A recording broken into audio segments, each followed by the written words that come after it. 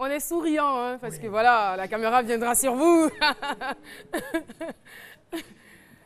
Ouh, on peut faire beaucoup de choses parce que franchement, moi j'ai froid.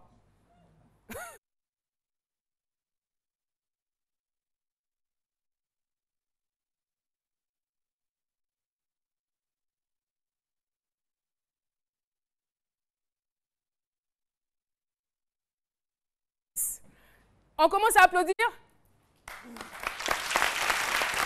Ah, c'est calme. Tu me donnes le top. Voilà.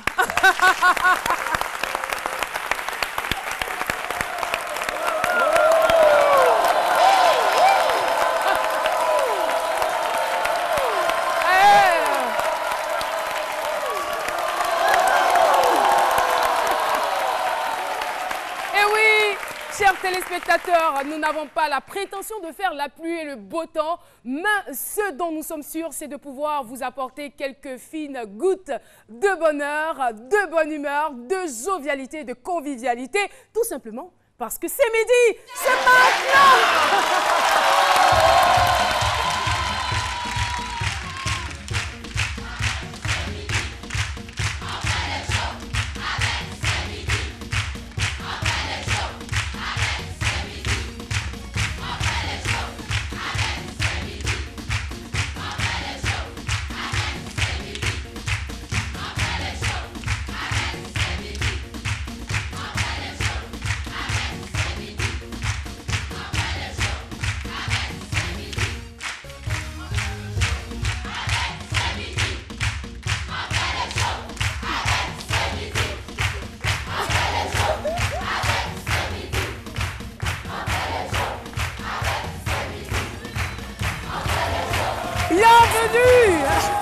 Bienvenue dans votre émission.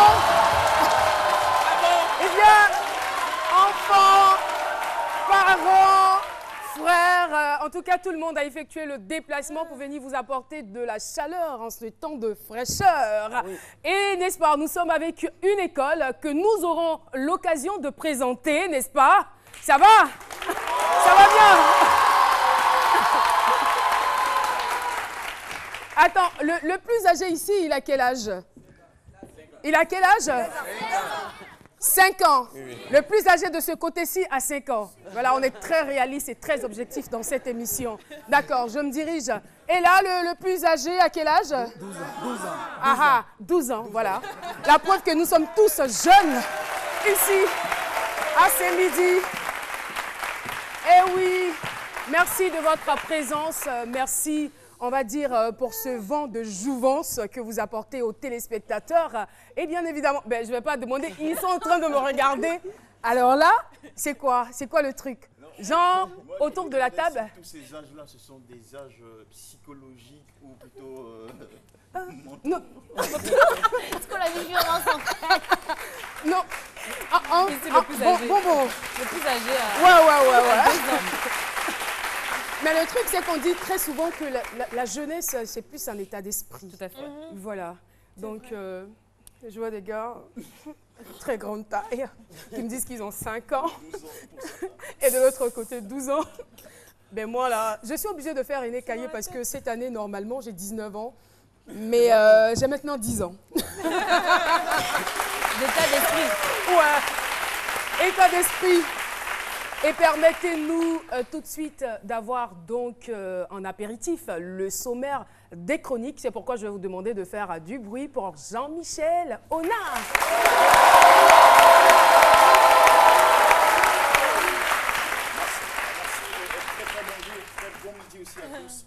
Jean-Michel, est-ce que ton micro il passe?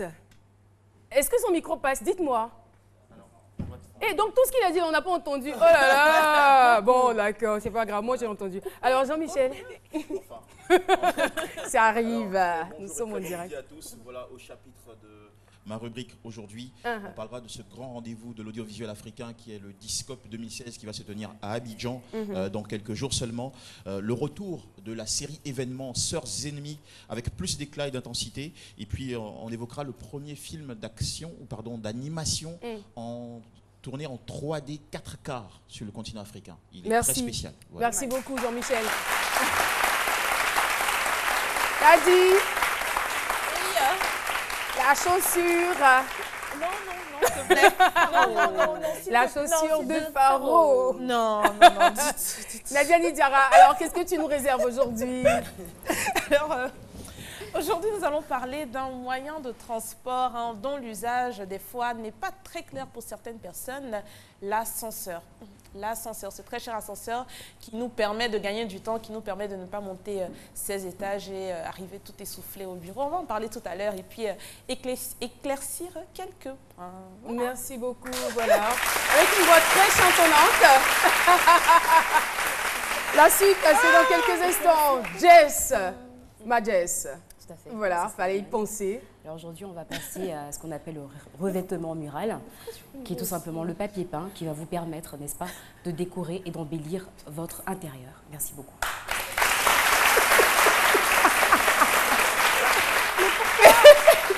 Ce temps solennel se passe de commentaires. Recevons à présent Docteur Philo. Je vous en prie. Je vous en prie. T'as pas suivi. Oui. Ça me rattrape toujours, quoi. Merci. T'as pas suivi l'émission hier. Nina avait conseillé les carrés. Ça, c'est pas carré, hein. C'est bah écoute, on peut changer de tête, heureusement. Il n'y a pas que les carrés. Là, mes cheveux ont poussé le week-end. Le pouce plus. Je ne sais même pas pourquoi je me suis assis, mais j'ai décidé de m'arrêter parce qu'avec la fraîcheur et autres, il faut toujours rester en mouvement. Mais tu peux quand même courir un peu, hein, si tu veux. Est-ce que le micro va pas... Après le micro, le micro, ça va, c'est bon? Mais déjà, merci au public chaleureux qui est là. Mais quand on pas fait, les gens n'ont pas fait attention aussi. Eux, quand ils crient, c'est-à-dire, c'est midi, c'est... C'est bon. C'est midi, c'est... Il y a une différence en fait. Eux, bon, on sait que c'est la jeunesse, ils en veulent plus s'exprimer. Bon, là, c'est un autre âge. Bon, ils ont tellement vécu. Mais tu veux dire ceux de 5 ans? Il y a 7 ans. 12 ans. Mais, oui, mais 12 ans par rapport à 5 ans. À 5 ans. Voilà, par rapport à 5 ans, vous êtes âgés. Donc... Non, mais en fait, le truc, c'est que tu n'as pas fait attention. Oui. Parce que ceux de 5 ans, quand on dit c'est midi, ils disent c'est maintenant. Et ceux de 12 ans, ils disent c'est maintenant. Voilà, c'est ça la différence. Pas mal. La différence d'âge t'explique. Oui, Philo. Oui, j'ai dit j'adore les couleurs, tout ça. Et puis, bon, les applaudissements, ça va, chapeau. Et vous avez 12 ans. Voilà. N'ayez pas peur, hein. Voilà, n'ayez pas peur, c'est pas gris-gris autre, c'est naturel et puis bon, ça va. Voilà, aujourd'hui, on va parler d'un sujet assez intéressant et il y a beaucoup de choses à découvrir à l'intérieur. Vous savez qu'à un moment ou à un autre, on a besoin de passer chez un masseur, on a besoin de se faire masser à cause de nos activités, à cause de l'énergie que nous dépensons chaque jour ou encore à cause du stress ou peut-être à cause d'un état de santé. On aura de plus amples informations dans quelques minutes lorsque notre invité témoin sera là. J'ai votre bien-être au bout des doigts. Enfin, pas dans le micro, hein, mais au bout des doigts. On retrouve tout de suite Dr Philo pour son analyse.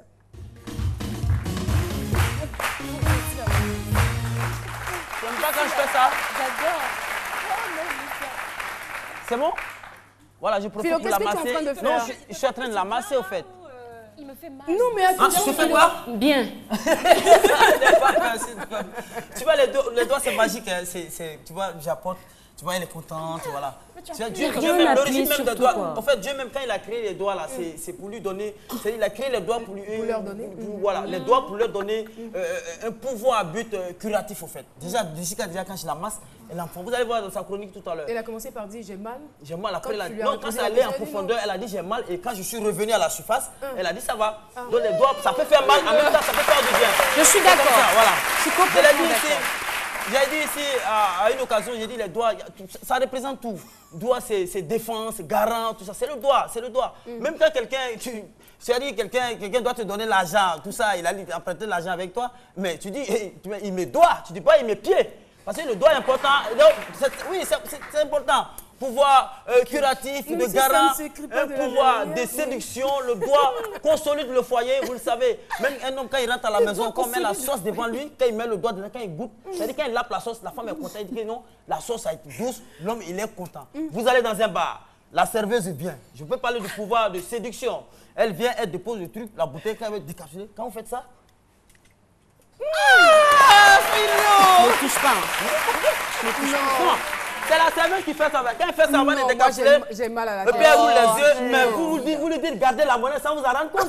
Vous lui dites gardez la monnaie sans vous en rendre compte. Donc le doigt, c'est important. Même les prières, quand vous allez. Alors là, Amina, c'est les doigts. Ça apporte tout. L'homme de Dieu, le pasteur, quand il est là, il est en train de chercher le démon. C'est le doigt, il met dessus. Donc, tous les doigts, c'est important. C'est tellement important que, souvent, même quand quelqu'un fait tout avec la main gauche, on parle de malédiction. On parle de malédiction, mais contrairement à un footballeur, quand il joue avec le pied gauche, on dit qu'il est fort. Donc, il y a tout cela autour. Oui, il y a tout cela autour des doigts. Donc, les doigts sont tellement importants que, moi, je pense bien que toute la vie même se trouve autour même de nos doigts. La nuit, quand tu es avec ta femme, tu es à la maison. C'est tout le devoir conjugal. Mais oui, finalement, c'est ce qu'on dit. Viens me masser, mais ça ne se termine jamais. Ça ne se termine jamais. Voilà. Et les doigts, c'est ça. C'est tout. C'est tout. Il y a autour du doigt. Il y a des choses qui sont inexplicables. Parce tout à fait. Heureusement d'ailleurs. Les 5 ans sont là. Heureusement. Et on fait tout avec le doigt pour aboutir à tout ce qu'on appelle les devoirs conjugaux. C'est les doigts. Rien que les doigts. Je vous remercie. Docteur Philo. En fait, moi... J'ai pensé depuis un certain moment qu'on avait affaire à un logiciel. Aujourd'hui, je me rends compte qu'on a affaire à un extraterrestre, franchement. J'ai votre bien-être au bout de mes doigts. C'est le thème du jour. Avez-vous déjà été dans un institut de massage? Philo est en train de quitter le plateau.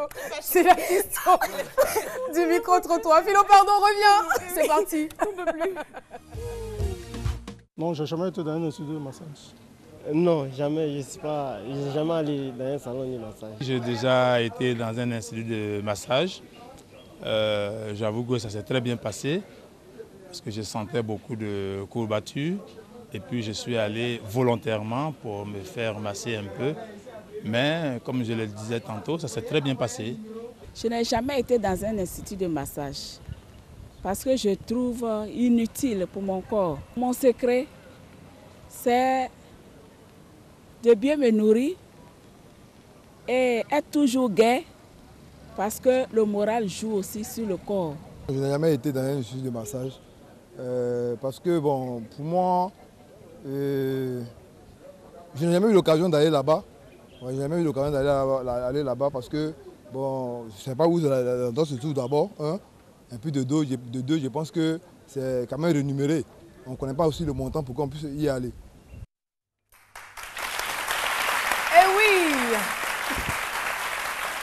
Voilà, j'ai votre bien-être au bout de mes doigts et c'est le thème retenu pour ce jour. Nous allons recevoir tout de suite notre témoin.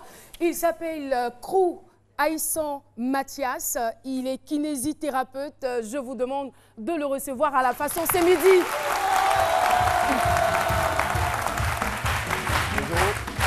Bonjour et bienvenue. Installez-vous.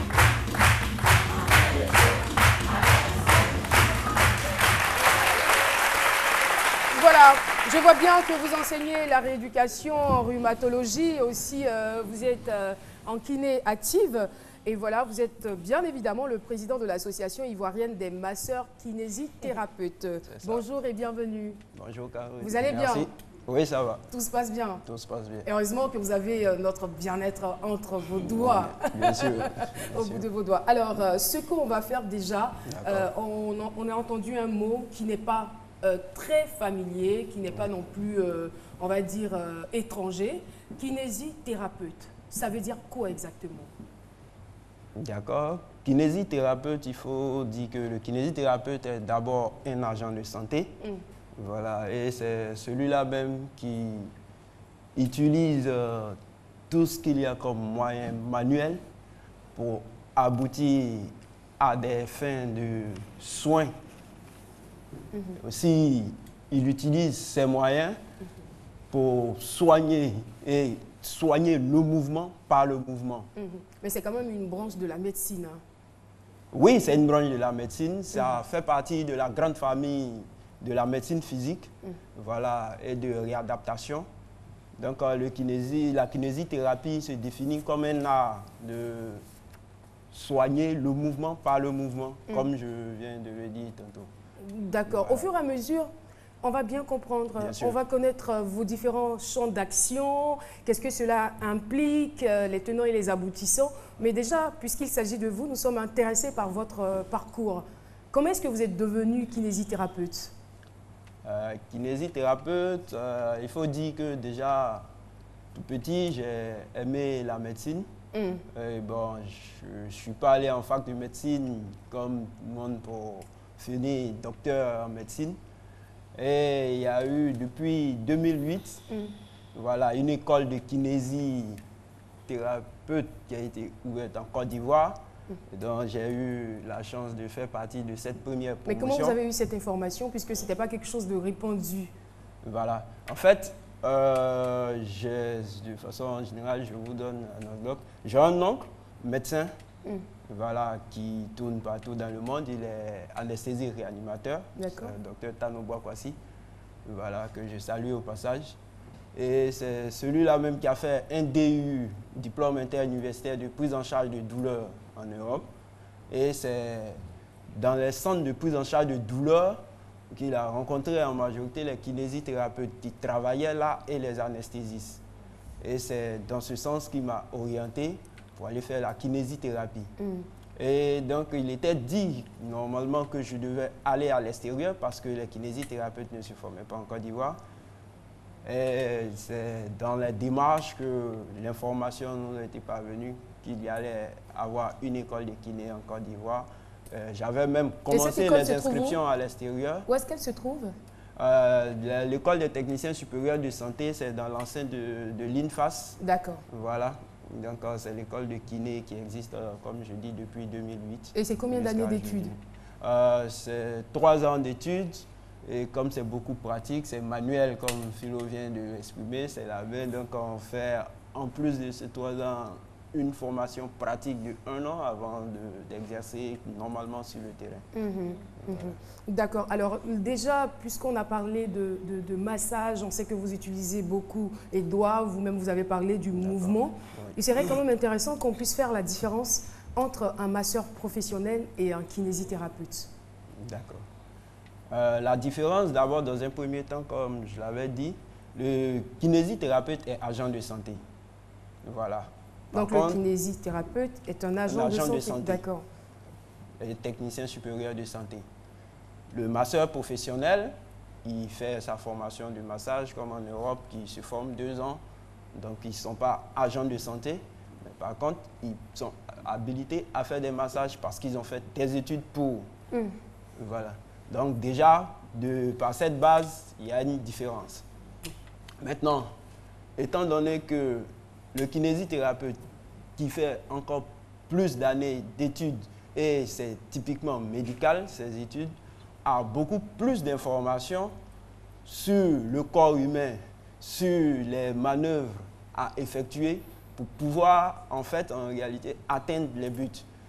Et aussi, il faut dire que le kinésithérapeute, en majorité, fait des massages. Les massages font partie, en fait, de ces techniques qu'il utilise pour soigner. Mais en dehors des massages, il y a d'autres techniques qu'il utilise. Oui, beaucoup de choses. C'est-à-dire, il est aussi rééducateur. C'est les kinésithérapeutes qui font la rééducation fonctionnelle. Voilà. Donc, le massage est un moyen qu'il utilise, mais il n'est pas le seul. Comme l'image le montre là, c'est une mobilisation d'une cheville. Ce n'est pas le seul moyen qu'il utilise.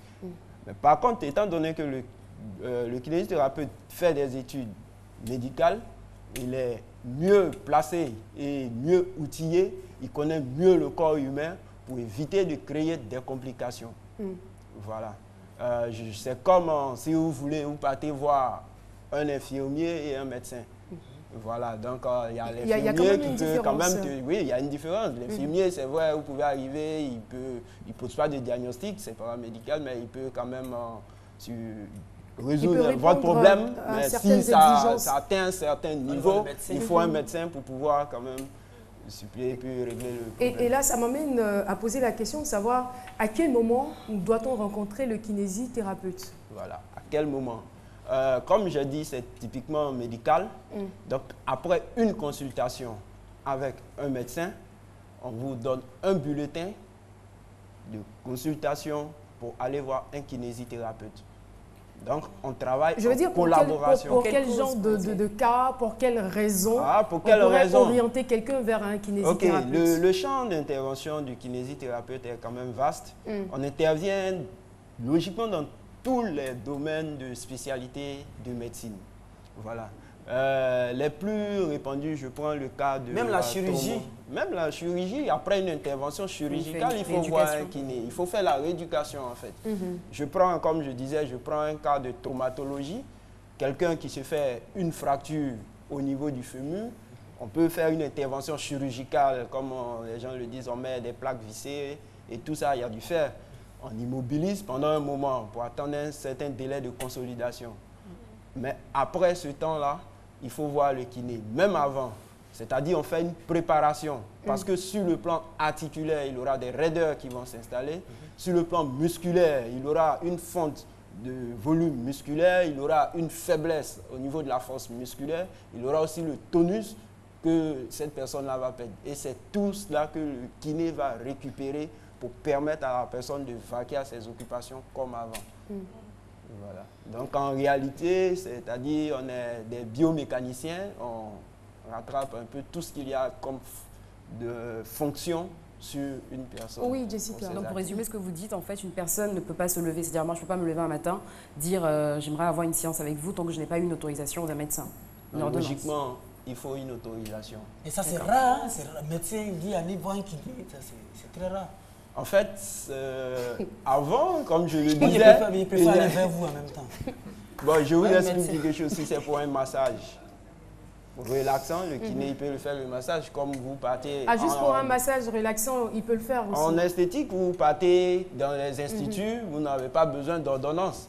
Donc, si vous tombez sur un kiné qui intervient, parce qu'on peut intervenir dans les instituts, voilà, de massage, si vous arrivez que vous trouvez un kiné qui vous prend en charge, il n'a pas besoin d'ordonnance. Et généralement, on vous retrouve dans les hôpitaux. Hein. Oui, comme je dis, on est agent de santé, donc on intervient beaucoup plus dans les hôpitaux.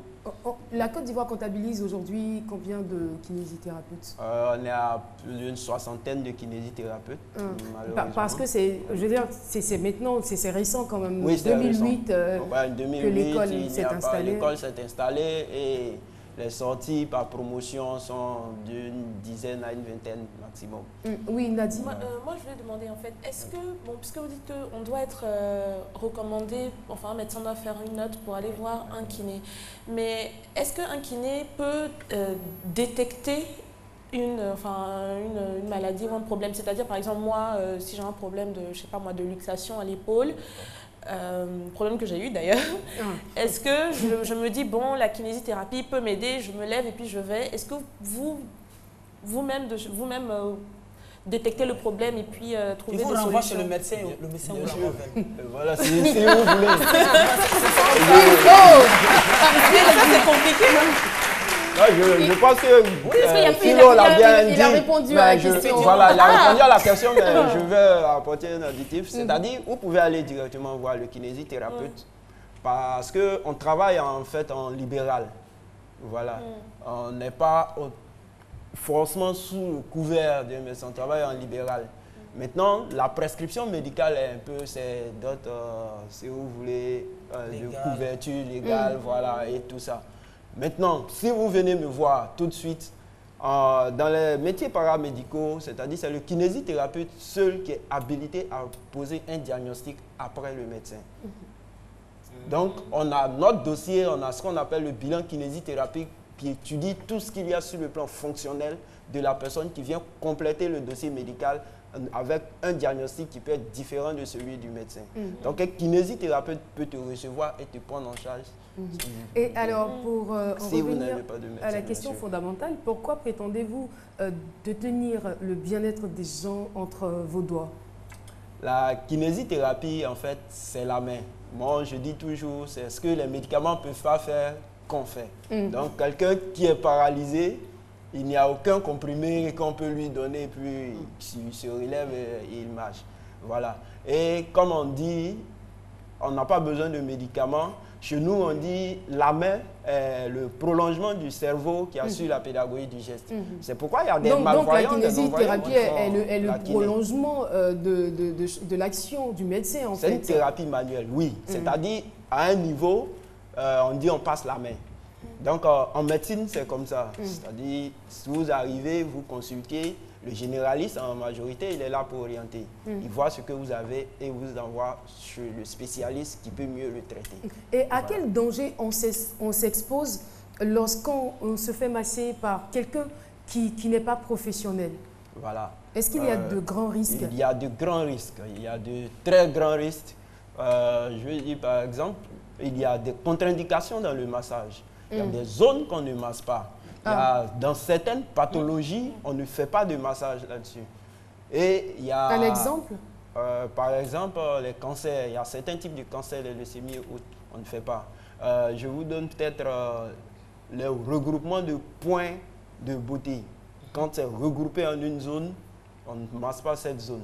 Les cas de varices, par exemple, où les vaisseaux se sont déjà dilatés, les massages, c'est des pressions. Vous pouvez, si vous exprimez du terme, excusez-moi, péter les vaisseaux. Mais justement, je veux dire, généralement, on a vu un peu avec nos mamans, dès que l'enfant se fait mal, le premier réflexe de la maman, c'est de tirer, de masser, tout ça.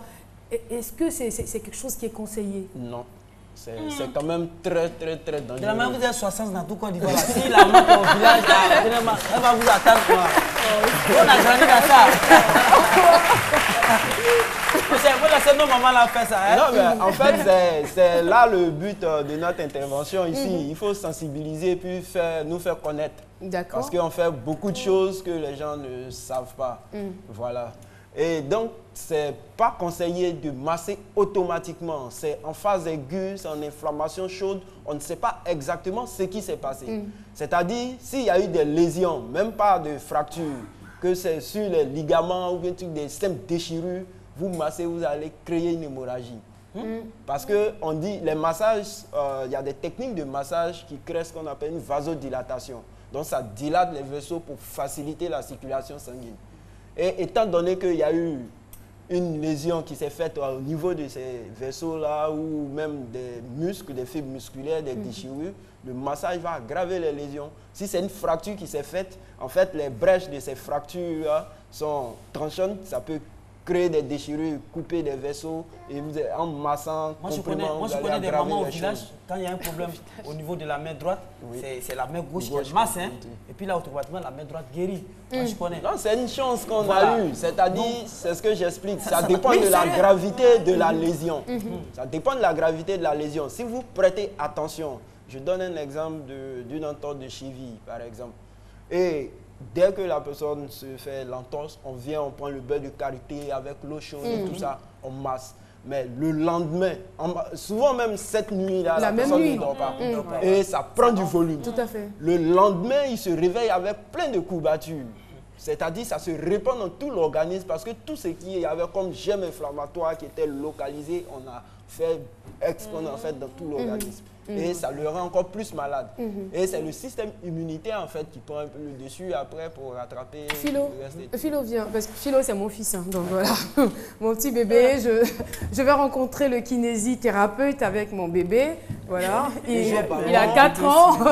Alors on va aller peut-être pour des cas pratiques, mais avant, pour ceux qui ne sont pas masseurs professionnels, est-ce qu'il y a des zones qu'il faut éviter? Et puis, est-ce qu'il y a des codes aussi au niveau de votre profession? Comment le massage doit se faire? Qu'est-ce qu'il faut éviter? Tout ça, on a besoin de savoir. En fait, il y a des zones qu'il faut éviter.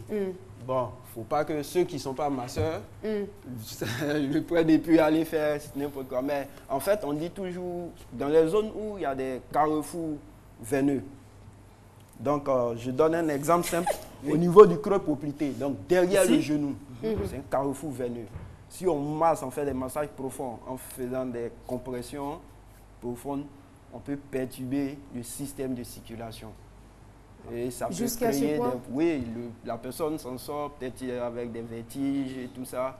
Il peut... Tout à l'heure, il y a une de vos assistants qui m'expliquait qu'après un massage, elle a été hospitalisée. Waouh! Oui. Donc, c'est pour dire que quelque part, on peut... Et puis, il y a des zones qu'il ne faut pas du tout toucher. Non, il y a des zones, les carrefours veineux, comme je dis. Il y a là, le creux poplité, là aussi, le creux axillaire, le creux inguinal, les mamelles, les seins. On ne masse pas là-bas? Non, on ne masse pas, il n'y a pas de muscle. En fait, j'ai expliqué que nos massages sont thérapeutiques. Donc on agit sur le muscle, sur la circulation sanguine. Il n'y a pas de muscle, donc quand on le fait... Non, vous faites bien de signaler ce côté. Là, on ne masse pas. Hein. On ne massera plus. D'accord. Merci bébé Philo. Il y a aussi, on masse aussi dans le sens de la circulation du retour veineux. Donc il faut savoir comment le sang circule dans l'organisme. Parce que si ça va dans ce sens et que tu masses dans le sens contraire, tu perturbes tout le système et tu peux même créer des problèmes cardiaques ou même créer un AVC. Je parlais des phlébites tout à l'heure. Voilà. Je parlais des phlébites, c'est-à-dire des phlébites, c'est des thromboses, c'est des embolies qui peuvent se faire soit souvent au niveau du mollet. Donc c'est un caillot, soit de graisse ou de sang qui peut venir boucher un vaisseau. Et quand on masse, en fait, c'est contre-indiqué pour ce massage. Et des signes, c'est souvent chaud, il n'y a pas de ballon de mollet et il y a douleur. Donc chaleur, douleur, pas de ballon. Si on masse, on fait migrer ce caillot-là et arriver plus haut, ça peut aller boucher un vaisseau au niveau du cerveau et ça va créer un AVC. Ou même venir vers le cœur, boucher un vaisseau, ça va créer un arrêt C'était cardiaque. vraiment bon à savoir tout ça. Merci beaucoup. Monsieur Trou Mathias. Et en conclusion, qu'est-ce que vous voulez que la population retienne? Quel est le message que vous voulez véhiculer maintenant? Le message que je peux apporter, c'est qu'il y a maintenant des kinésithérapeutes en Côte d'Ivoire. Et nous sommes en association dont je suis le président. Voilà, donc je salue tous ceux qui sont avec nous ici par ailleurs. Il y a des kinésithérapeutes. Et voilà, il faut dire aussi, qu'il y a une école qui est désormais élève. Voilà, vos futurs étudiants sont là juste derrière vous. Il y a une école aussi qui est en Côte d'Ivoire maintenant pour la formation des kinésithérapeutes. Donc c'est seulement le bac, après le bac. D'accord. Voilà. Merci infiniment. En tout cas, c'était bon à savoir tout ça. On a découvert beaucoup de belles choses. On a eu beaucoup d'informations à ce sujet. Et on sait maintenant qu'il est important de pouvoir rencontrer des professionnels pour nos différents problèmes. Merci infiniment, monsieur Trou Mathias. C'est donc terminé pour cette première partie. Nous allons observer une courte pause publicitaire. À tout de suite.